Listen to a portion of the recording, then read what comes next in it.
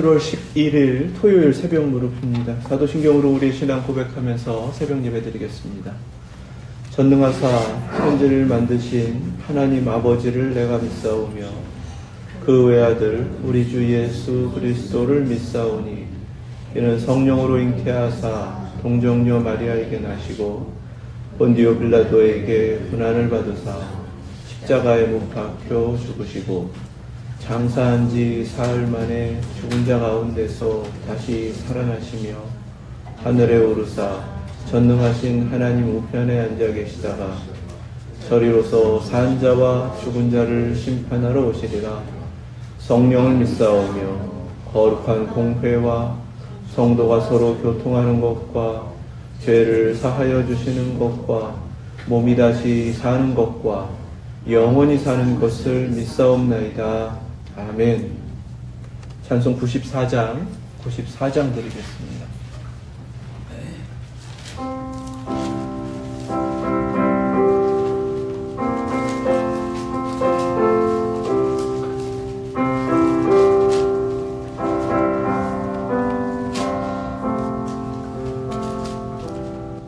주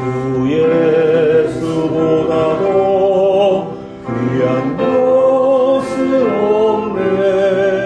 이 세상 누가 바꿀 수 없네. 영죽은 내 대신 돌아가신 그 놀라운 사랑 잊지 못해. 세상 즐거움 다 버리고 세상 자랑 다 버렸네. 주 예수보다도 귀한 것은 없네. 예수 밖에는 없네. 주 예수보다도 귀한 것은 없네.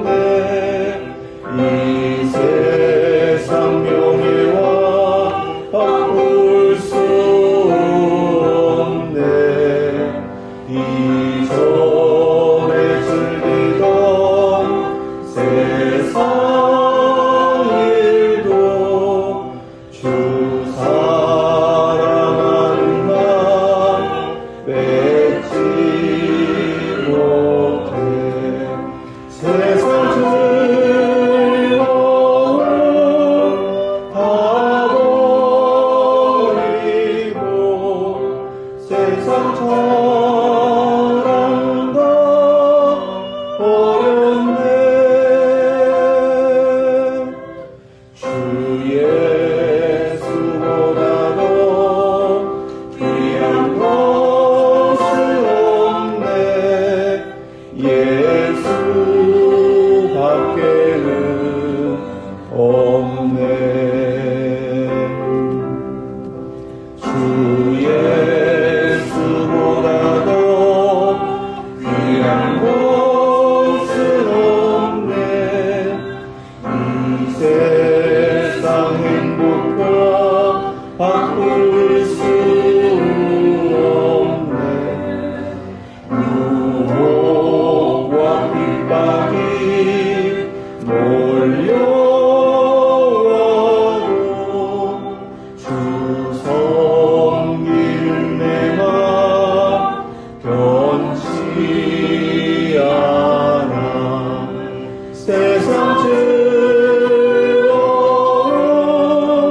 다 버리고 세상 자랑 다 버렸네. 주 예수보다도 귀한 것은 없네. 예수 밖에는 없네.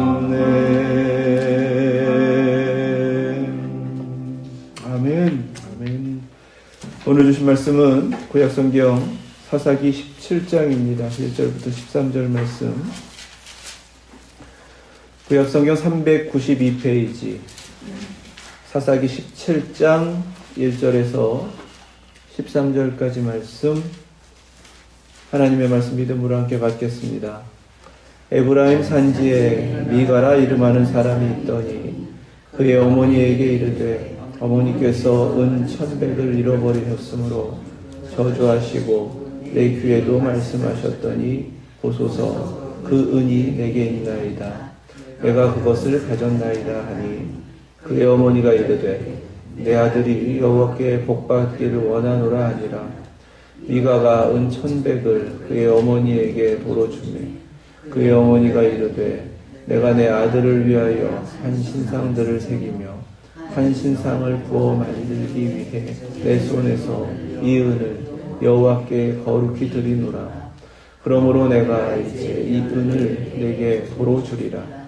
미가가 그 은을 그의 어머니에게 도로 주었으므로 어머니가 그 은 200을 가져다 은 장색에게 주어 한 신상을 새기고 한 신상을 부어 만들었더니 그 신상이 미가의 집에 있더라. 그 사람 미가에게 신당이 있으므로 그가 에봇과 드라빔을 만들고 한 아들을 세워 그의 제사장으로 삼았더라. 그때에는 이스라엘에 왕이 없었으므로 사람마다 자기 소견에 오른 대로 행하였더라.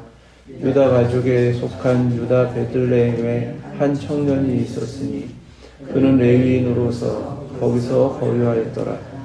그 사람이 거주할 곳을 찾고자 하여 그 성읍 유다 베들레헴을 떠나가다가 에브라임 산지로 가서 미가의 집에 이르매 미가가 그에게 묻되 너는 어디서부터 오느냐 하니 그가 이르되 나는 유다 베들레헴의 레위인으로서 거류할 곳을 찾으러 가노라 하는지라. 미가가 그에게 이르되 내가 나와 함께 거주하며 나를 위하여 아버지와 제사장이 되라. 내가 해마다 은 10과 의복 1벌과 먹을 것을 주리라 하므로 그 레위인이 들어갔더라. 그 레위인이 그 사람과 함께 거주하기를 만족하게 생각했으니 이는 그 청년이 미가의 아들 중 하나같이 됨이라. 미가가 그 레위인을 거룩하게 구별하매 그 청년이 미가의 제사장이 되어 그 집에 있었더라. 이에 미가가 이르되 레위인이 내 제사장이 되었으니 이제 여호와께서 내게 복 주실 줄을 아노라 하니라. 아멘. 하나님 말씀입니다. 7장부터 사사기에서는 이스라엘 백성들이 살아가는 삶의 단면을 그냥 보여주세요. 마치 양날선 검이 이스라엘 백성들의 삶의 모습, 또 그들의 신앙의 모습을, 영혼을 잘라내고 그 단면을 딱 보여주는 것처럼 그들이 어떻게 살고 있는가, 그들이 어떤 마음을 품고 있는가, 그들이 도대체 뭘 어떻게 믿고 있는가라는 그런 모습을 고발하시는 것처럼 보여주십니다. 그렇게 오늘 17장에서 처음 등장하는 사람이 에브라임 산지의 미가라 이름하는 사람입니다. 그냥 평범한 사람이에요. 이스라엘 백성들이 그렇게 살았기 때문에 아마도 대표적인 한 사람을 성경에서 증거하는 것 같습니다. 그런데 이 미가라는 이름, 이 이름은 누가 주와 같은가라는 뜻입니다. 원래 미카예우후 또는 미카야라는 이름으로 불려야 하는데 미카라고 하는 것은 그 이름의 준말이에요. 줄임말입니다. 이 이름의 의미는 사사기에서 계속해서 말씀하시는 주제와 같습니다. 그리고 사사기의 주제를 이제 다른 말로 결론적으로 말씀하시는 것이 각자 자기 소견에 옳은 대로 행하였더라. 이렇게 마무리를 짓고 있는데 그 의미가 두 가지가 이제 같은 의미가 되는 거예요. 하나님께서 찾으시는 하나님을 주로 삼고 주인의 뜻을 따르고 주의 다스림을 받는 바로 그 믿음을 찾으시는데 겉으로는 믿는 것 같은 거죠. 하나님을 주라고 부르고 하나님 믿는 것 같고 하나님은 입술로는 말하지만 그들의 신앙에는 근본적으로 문제가 있었다라는 사실입니다. 1절부터 6절까지의 이 한 가지 사건을 통해서 문제를 드러내십니다. 시작되는 사건이 무엇이냐면 아들이 어머니 돈을 훔쳐요. 은 1,100이나 훔칩니다. 어머니가 누가 훔쳤는지 모르지만 저주합니다. 내 돈을 훔쳐갔으니까 그에게 저주가 있을 거라고 저주합니다. 이 모습을 본 아들이 두려워서 내가 훔쳤습니다 라고 엄마한테 말을 하죠. 그랬더니 아들이 솔직하게 말하는 것을 보고서는 여호와께 복받기를 원하노라 하면서 아들을 축복합니다. 아들의 정직함으로 인하여 어머니가 축복하는 것은 아주 당연한 신앙의 모습입니다. 그리고 잠깐 욕심이 생겨서 어머니의 돈을 훔쳤지만 자신의 죄를 깨닫고서 돌이키는 것도 신앙적인 모습입니다. 문제는 그 다음이에요.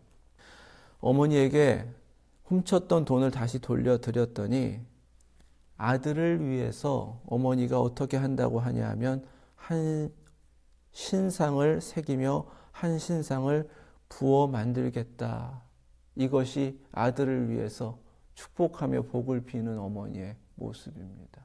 여호와께 복받기를 원하노라 하나님의 이름을 분명히 선포했어요. 그런데 하나님께 복받는 것이 그에게 그를 위해 신상을 만들어 주는 것이다 라고 믿고 있는 거죠. 혼합주의입니다. 그러니까 세상 사람들이 믿고 있는 것을 하나님의 이름을 부르며 하나님 믿는 사람이 그대로 행하는 거예요. 심지어 이 은으로 신상을 만들겠다라고 하면서 돈을 내놓는데 그것을 여호와께 거룩히 드리노라 이렇게 서원하면서 드립니다. 이 신앙의 근본적인 문제가 무엇인가?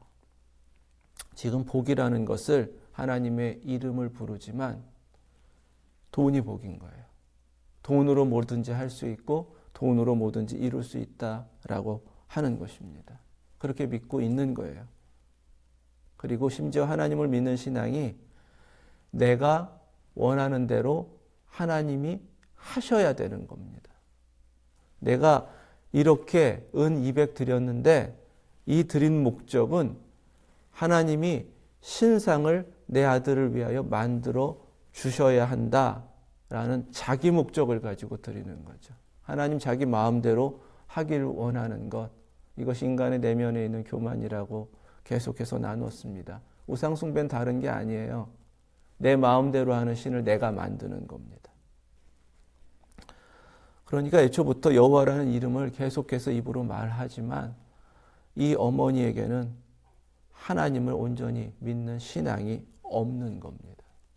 완전히 잘못되다 못해서 그리고 세상과 구별되지도 않는 이상한 그러한 신앙이 되어버리는 거예요. 잘 깨달으셔야 됩니다. 오늘날 이러한 신앙이 얼마나 많은지, 교회 안에 얼마나 이런 모습들이 많은지를 우리가 경계하면서 이 말씀 묵상해야 돼요. 결국 만들어낸 게 우상이죠. 내 아들 복주는 내 뜻대로 마음대로 내가 하라는 대로 하는 신을 세워놓습니다. 자, 아들은 괜찮은가? 정직하게 어머니한테 어머니 훔친 것도 그냥 이실직고 하고 돈도 돌려드리고 그래서 바른게 자랐나 싶었더니 그렇지 않습니다. 아예 신당을 만들고 신상이 있으니까 거기에 에봇과 드라빔도 만들어 놓습니다. 에봇은 누가 한 거예요? 기드온이 한 겁니다. 그것으로 인하여 우상 숭배가 이루어졌고 이스라엘 백성들이 완전히 타락했었습니다. 유행처럼 번진 거예요. 에봇은 점칠 때 쓰는 겁니다. 드라빔도 마찬가지예요. 유목민들이 자기 천막 안에 조그맣게 두는 우상이에요. 또는 전쟁을 하거나 어디 나갈 때마다 휴대하고 다니는 우상이에요. 왜 그 우상을 가지고 있는가? 수호신처럼 가지고 있기도 하지만 점치는 데 쓰는 거예요. 완전히 미신인 거죠. 그 보이지 않는 하나님을 믿는 신앙이 완전히 미신화되어 버린 겁니다. 여기에 제사장까지 자기 마음대로 삼죠. 자기 아들 중에 하나를 제사장으로 삼고 그것이 마땅치 않으니까 멀리서 온, 어디서 어떻게 온지도 잘 모르지만 레위인이라고 하니까 그를 제사장 삼습니다. 이것은 자기 신앙을 완전히 사유화하는 거죠. 옛날 우리 한국 사람들이 하던 것 뭐하고 똑같으냐 하면 집안에 어려운 일이 있으면 무당 불러다 굿하는 거하고 똑같은 겁니다. 돈 내놓고 그리고 내가 원하는 것을 신에게 빌기 위해서 무당을 사는 거죠. 오늘날 점치겠다고 점쟁이 쫓아가는 거하고 똑같습니다. 복채 내놓고 내 좋은 거 뭔가를 얻어내겠다는 거랑 똑같은 거죠. 근본적인 문제를 어떻게 보게 하시는가? 완전히 샤머니즘화된 거예요. 우상숭배라는 건 다른 것이 아닙니다. 내가 신입니다. 내가 하나님처럼 되기 위하여, 한없이 높아지기 위하여 내가 가지고 있는 힘을 자랑하는 거예요. 그 힘이 바로 돈입니다. 입술로는 아무리 하나님을 말하고 하나님의 이름을 부른다고 하더라도 그것은 신앙이 될 수가 없습니다. 성령님이 임하셔서 마음으로 믿는 것이 입으로 고백되어야 참된 신앙인 줄로 믿습니다. 그래서 예수님께서는 그 신앙이 어떠한 신앙인지를 마태복음 7장에서 이렇게 말씀하셨습니다. 20절부터 읽어요. 이러므로 그들의 열매로 그들을 알리라. 나더러 주여 주여 하는 자마다 다 천국에 들어갈 것이 아니요 다만 하늘에 계신 내 아버지의 뜻대로 행하는 자라야 들어가리라. 아멘. 그리고 22절부터예요. 그날에 많은 사람이 나더러 이르되 주여 주여 우리가 주의 이름으로 선지자 노릇하며 주의 이름으로 귀신을 쫓아내며 주의 이름으로 많은 권능을 행하지 아니하였나이까 하리니 그때 내가 그들에게 밝히 말하되 내가 너희를 도무지 알지 못하니 불법을 행하는 자들아 내게서 떠나가라 하리라. 아멘. 무엇이 불법인가? 입술로는 주여 주여 하지만 아버지의 뜻대로 행하지 않는 것이 불법입니다. 아버지의 뜻대로 행하지 않는 것을 어떻게 하는가? 열매로 안다고 하신 것입니다. 그러면 아버지 뜻이 무엇인가? 요한복음 6장 39절 40절 말씀이에요. 나를 보내신 이의 뜻은 내게 주신 자 중에 내가 하나도 잃어버리지 아니하고 마지막 날에 다시 살리는 이것이니라. 내 아버지의 뜻은 아들을 보고 믿는 자마다 영생을 얻는 이것이니 마지막 날에 내가 이를 다시 살리리라 하시니라. 아멘. 하나님의 아들이 우리에게 오신 것은 누구 한 사람도 빠뜨리지 않고 구원하시기 위함이다. 이것을 깨닫고 그 아들을 보고 믿는 것이 바로 아버지의 뜻대로 행하는 것이다라는 말씀입니다. 데살로니가전서 4장 3절 말씀이에요. 하나님의 뜻은 이것이니 너희의 거룩함이라. 아멘. 그래서 말씀과 기도로 살아가는 삶이 하나님 아버지의 뜻을 행하는 삶입니다. 우리가 잘 아는 말씀대로 데살로니가전서 5장 16절부터 18절 말씀이에요. 항상 기뻐하라. 쉬지 말고 기도하라. 범사에 감사하라. 이것이 그리스도 예수 안에서 너희를 향하신 하나님의 뜻이니라. 아멘. 하나님의 이름을 부르고 믿으면 그 믿는 그대로 하나님의 뜻을 행하며 살아가야 하는 줄로 믿습니다. 무엇을 말씀하시는 거예요? 우리의 삶을 보신다는 것입니다. 믿음은 강조해도 지나치지 않아요. 삶입니다. 그래서 열매로 계속해서 맺어져 갑니다. 주중에 묵상한 것처럼 신앙이라는 것은요, 현재입니다. 어렸을 때 점선 그리기 이렇게 해보셨잖아요. 현재 신앙이 계속해서 점처럼 찍어지는 거예요. 그리고 약속된 하나님의 미래까지 그 신앙의 모습으로 계속 이어져 가는 것입니다. 하나님은 그것을 원하시고 그것을 우리에게 찾고 계세요. 입술로는 말했지만 하나님을 믿는 신앙과는 전혀 다른, 여호와라는 이름만 공통적이지 전혀 다른 모습으로 믿고 있는 그들의 아주 내면에 감춰진 거짓된 신앙을 보게 하시는 것입니다. 그들이 그렇게 쉽게 넘어지는 이유를 무엇이라고 지금 고발하고 계시냐면 돈이다. 이게 고발하시는 거예요. 어머니가 난리친 게 뭐예요? 돈 잃어버렸으니까요. 아들하고 그렇게 좋은 관계가 된 게 뭐예요? 돈 돌려줬으니까요. 아들의 복을 위해서 어머니가 한 게 뭐예요? 돈 200 내놓는 겁니다. 돈으로 다 하는 거예요. 아들은 그럼 어떻게 하나요? 자기의 허락된 것을 가지고 또 신상을 만들고 그 신상을 지킬 제사장을 돈 주고 삽니다. 모든 것을 돈으로 이뤄가는 거예요. 이스라엘 백성들이 바로 그 시대에 가나안에 들어가서 하나님의 백성으로 하나님의 통치를 받아야 됨에도 불구하고 하나님을 떠나고 이제는 하나님의 이름만 남았지 어떠한 것도 남지 않은 신앙이라는 것은 조금도 볼 수 없는 상태로 그렇게 무너진 이유가 무엇인가? 돈에 있었다는 겁니다. 남들처럼 많이 갖기를 원했던 거예요. 광야에서 떠돌아다닐 때는 매일매일 주시는 것으로 만족하며 감사하며 살아야 했습니다. 내가 노력한다고 더 얻을 수 있는 것도 없었고요. 하나님께서 그것을 허락하지도 않으셨기 때문입니다. 그러던 이들이 하나님께서 이제 약속된 것을 풍성하게 누리게 해줄게 라고 약속의 땅에 들여보냈어요. 들어갔더니 정말 풍성하게 얻을 수 있었습니다. 자신들이 수고한 만큼 더 많이 얻을 수 있었습니다. 그런데 수고한 만큼 얻는 결과가 목적이 되어서 그 결과를 더 많이 얻어내기 위해서 더 많이 수고하기 시작한 거예요. 더 많이 수고하다가 더 많이 얻고 싶은 욕심을 주체하지 못하니까 그 다음에는 주변을 돌아보면서 저 사람들은 어떻게 해서 더 많이 얻었나?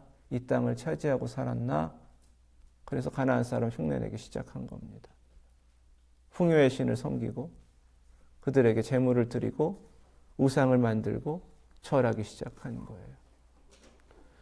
그렇게 시작된 우상 숭배, 세상과 타협하고 내가 무언가 얻기를 원하는 것을 얻겠다라는 목적만 갖다 보니까 남는 건 무엇인가요?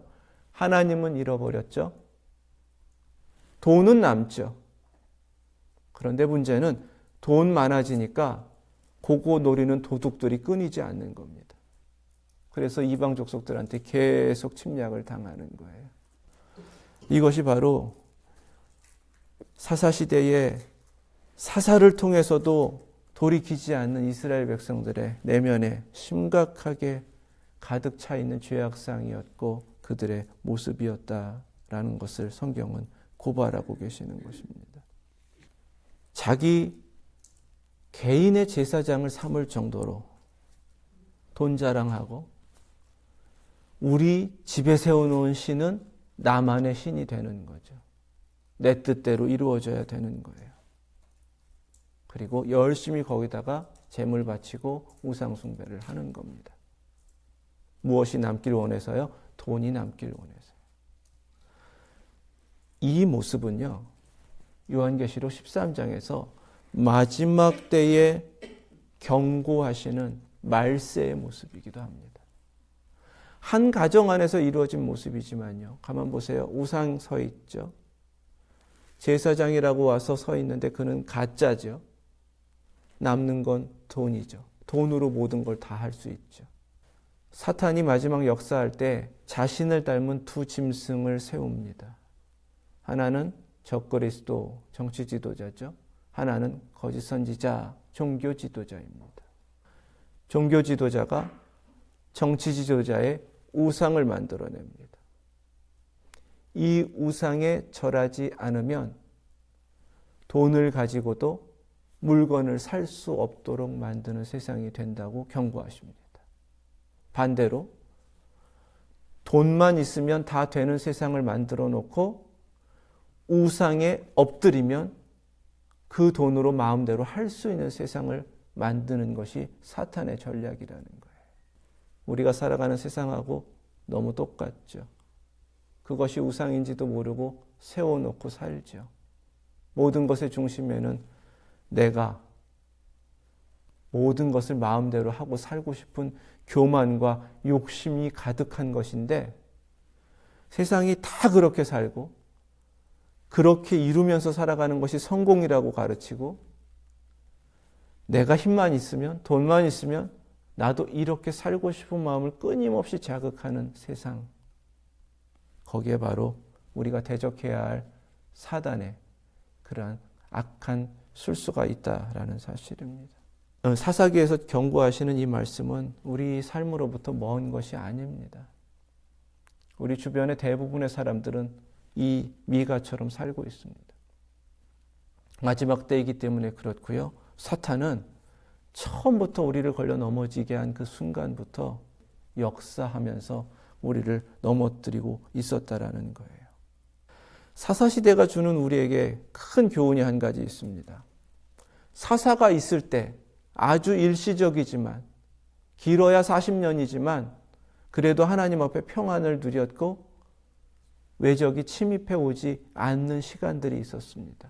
어떻게 그 하나님의 응답을 받을 수 있었는가? 그것은 사사가 일어나서 이 민족과 싸웠기 때문입니다. 이미 싸워서 이겨야 할 수많은 영적인 원수들이 애워싸고 있는 곳이 가나안 땅이었습니다. 이스라엘 백성들이 하나님을 믿는 신앙으로 그들과 끊임없이 싸우지 않으면 진다는 거예요. 싸우면 하나님께서 승리를 주셔서 문제 없었다는 것입니다. 싸우지 않으니까 이렇게 무너지더라는 거예요. 기껏 주신 평안 가운데에서 이스라엘 백성들이 한 것은 우상숭배하는 거였습니다. 우상숭배를 하지 않으려고 영적으로 싸우면 되는 것인데 싸우지 않은 거예요. 이렇게 평안한데 좋게 지내야지. 이렇게 평안한데 내 것 좀 챙겨야지. 베드로전서 5장에서 그래서 경고하시는 것입니다. 근신하라 깨어라 너희 대적 마귀가 우는 사자같이 두루다니며 삼킬 자를 찾나니 너희는 믿음을 굳건하게 하여 그를 대적하라. 아멘. 이는 세상에 있는 너희 형제들도 동일한 고난을 당하는 줄을 알미라. 아멘. 우리에게 허락된 믿음의 길 불편하기도 하고 어렵기도 하고 때론 손해를 봐야 되고 나는 참아야 되고 그러나 초대교인들은 고난을 받고 붙잡혀가기도 하고 집안이 망하기도 하고 죽기도 했습니다. 그래도 우리에게 그 영적 전쟁을 원수를 대적하며 싸우라고 말씀하시는 거예요. 근신하라고 깨어 있으라고 주님 다시 오실 그날을 기다리면서 주를 바라보라 하는 그 신앙은 그 중심에 끊임없이 영적인 싸움을 싸우면서 그리스도의 승리를 이루라는 말씀입니다. 우리가 살아가는 이 종말의 때 사단이 어떻게 역사하는지 말씀드렸습니다. 그 사단의 역사는 오래전부터 바로 미가라는 한 사람의 가정에서 보게 하신 것처럼 이스라엘을 철저하게 무너뜨리는 강력한 역사였습니다. 그리고 지금도 끊임없이 예수 그리스도를 믿고 구원받은 하나님의 백성들을 무너뜨리고자 역사하고 유혹하고 있다는 사실을 우리 함께 깨닫기를 원합니다. 하나님의 이름을 불렀다면 보이지 않는 하나님을 믿는 믿음으로 서시고 그 믿음으로 살아가는 삶의 순간순간을 믿음의 발자국을 정확하게 남기시면서 믿음의 현재로 살아내시기를 주님의 이름으로 축원합니다. 그 신앙의 현재가 미래가 약속되는 것입니다. 그리고 그 신앙의 현재는 마땅히 수행해야 할 영적 전쟁을 예수 그리스도의 이름으로 승리하는 시간들이 되어야 하는 줄 믿습니다. 더욱더 이 마지막 때에 깨어 있으시고 주님 우리를 세우신 하나님의 분명한 목적을 깨달아 아시고 우리 함께 거룩한 전쟁에 참여하셔서 그리스도의 승리를 끝내 이루어 가시는 저와 여러분들 되실 수 있기를 주님의 이름으로 축원합니다. 기도하겠습니다. 거룩하신 하나님 감사합니다. 저희에게 예수 그리스도를 믿음으로 영접하게 하셨으니 그리스도를 주로 모시고 순종하는 믿음으로 이 땅의 모든 삶을 살아내게 하시고 바로 그 순간순간 그리스도의 이름에 승리가 있게 하여 주시옵소서. 입술로만 하나님의 이름을 부르는 것이 아니라 하나님 아버지의 뜻을 행하는 저희들 되게 하여 주셔서 믿음으로 구원받게 하셨으니 구원받은 그 생명으로 거룩함을 이루어가게 하여 주시고 하나님께서 기뻐하시는 그 뜻대로 항상 기뻐하고 쉬지 않고 기도하고 범사에 감사하여 하나님께만 영광되는 저희들의 삶이 되게 하여 주시옵소서. 성령님께서 역사하시는 대로 순간순간 순종하며 이 땅의 삶을 이루어내게 하여 주시고 다시 오시는 주님을 기다리는 그 삶의 모든 순간이 믿음으로 현재를 살아내어 약속된 미래를 향하여 가는 저희들 되게 하여 주시옵소서. 예수 그리스도의 이름으로 기도드립니다. 아멘. 하늘에 계신 우리 아버지, 이름이 거룩히 여김을 받으시오며 나라의 임하옵시며 뜻이 하늘에서 이룬 것 같이 땅에서도 이루어지이다. 오늘날 우리에게 일용할 양식을 주옵시고 우리가 우리에게 죄 지은 자를 사하여 준 것 같이 우리의 죄를 사하여 주옵시고 우리를 시험에 들게 하지 마옵시고 다만 악에서 구하옵소서. 나라와 권세와 영광이 아버지께 영원히 있사옵나이다. 아멘.